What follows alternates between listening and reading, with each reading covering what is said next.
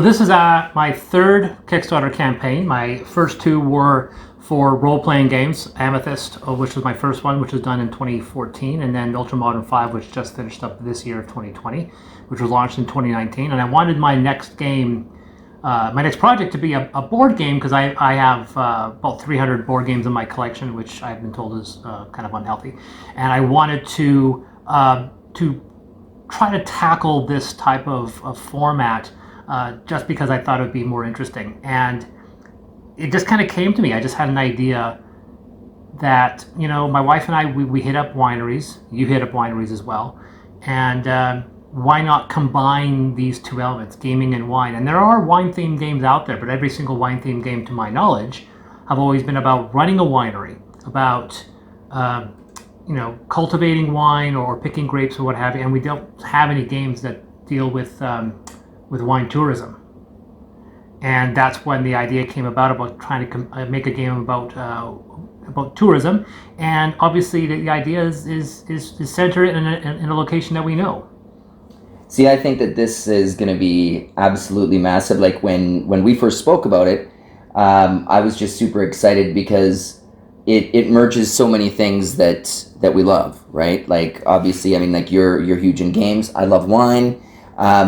Even my wife was like, wait a minute, so this is a game that I can actually, I can sit down with my friends, have a couple bottles of Naramata wines, and as we land on the different locations, we can open up the bottles and have a taste, and I'm like, oh man, this is going to be absolutely massive, I think.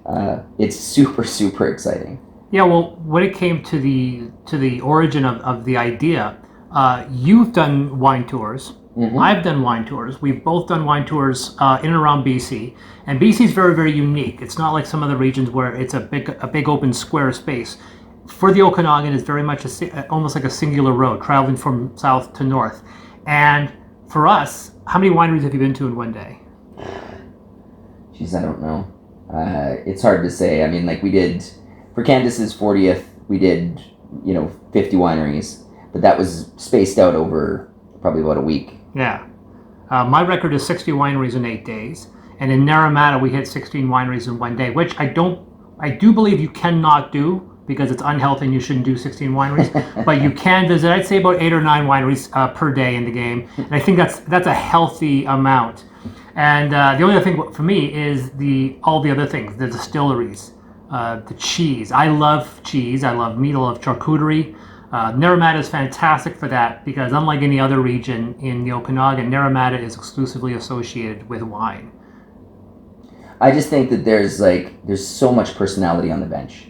I mean, I've been to different regions and they're all awesome, but the different wineries and the amazing selection of wineries that we actually have involved in the game. I mean, there's so many out there, but there's just so much personality, and that just makes it that much more fun. Do you have a favorite?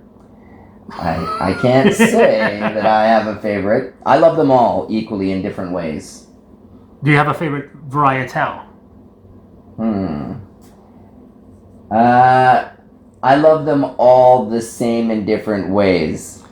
My wife and I do not, recently married, but when my wife and I were just fiance or then boyfriend or girlfriend, we would travel a lot. She likes the full-bodied reds. Yeah. I like the more patio pounding ones that don't necessarily hit you in the face. Or I like the kind of wine you would take home to introduce to your parents, right? A nice homely wine, And I like whites. I like whites more than reds, and she likes red more than whites, which is the reason why you marry someone like that, because you wouldn't want both you loving the same type of wine, because then you'd be fighting over who drinks what. See, I actually like the deeper reds, the more full-bodied, and that's just because of my wife. That's what she enjoys. So by default, I just follow whatever she loves to drink. So, but what do you think? What's the biggest strength you think of Naramata over other wine regions? Without naming any other wine region names. But. Well, I mean, I think that the way it's situated, right? There's such a heavy concentration all in almost like a straight shoot, right? Like, and I think that it's not just the accessibility. I really think that I know it's sort of a cliche, but the people there are just unbelievable. I mean, how many wineries are there on the bench in total? To my knowledge, and the funny thing is that this is a constantly evolving number. Yeah. It's about between 40 and 50. I'd say about just under 40 are open. There's a bunch of other ones that are independent. Some are closed. Some go for sale. Some are bought. There's 2 wineries that are opening next year, for example. Like it's a constantly evolving. But we'll say between 35 and 45, depending on the situation and the season that you can actually visit.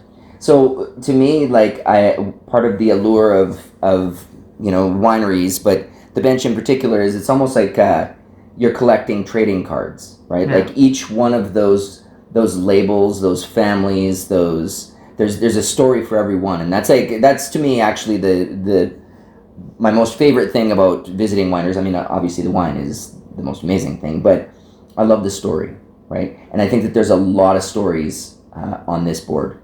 Yeah, I've been to Naramata twice this year, and we go every single year. We visited every single year since 2014, and every single time we go there's always 2 or 3 new wineries. And not only that, but the wines change as well. So when you visit a winery that you visited the year before, you're going to have a new experience. So there's never a point of like going back to Disneyland and then going on the same ride. The ride doesn't change. But here, you can go to the same wineries a year later and the ride changes. Mm-hmm. And that's one thing that us as wine drinkers and people who watch this, who are people who like to, that are able to visit wine country, that they can associate that. Even when they go to visit the new wineries, there's something new. Either they're talking to somebody new, the wine varietals are new, which is always the case, or there's a new winery. There's always a new experience. And that's one thing I like. And in the situation with this game, because of the rule that we lock out locations, you can't reliably go to the same winery over and over. You have to spice things up. You have to change things up each time. You have to encounter new wineries and see what they have to offer. And it's one of those things where you can never 100% reflect how the life is of touring wine country. But this is the game where we attempt to try to instill that by creating that love of picking up wine and having that satisfactory experience. Yep. I think it's going to be absolutely massive. Cheers to the game, buddy.